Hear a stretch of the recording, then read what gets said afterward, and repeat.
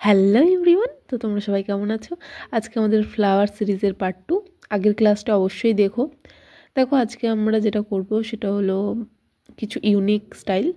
তো দেখো প্রথমে ডট দিয়েছি, তারপরে ওয়াটার ড্রপের মতোই করেছি কিন্তু মাথাটা জুড়িনি, ঠিক আছে? তো করার পরে আমি একটু ভেতরটাতে সেটিং করলাম।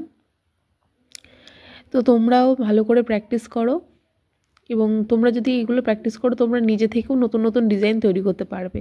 তো আর একটা আমি ফুল বানাচ্ছি, এটা একটু ওয়াটার ড্রপের মতো কিন্তু একটু কার্ভ আছে, ঠিক আছে? এর পরেরটা যেটা বানাবো সেটা আরেকটু পাতাগুলো মানে পাপড়িগুলো আরেকটু কার্ভ থাকবে।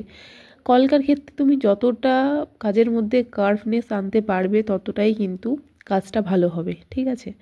তো আজকের ভিডিওটা তোমাদের কেমন লাগলো সেটা আমাকে জানাও কমেন্টে।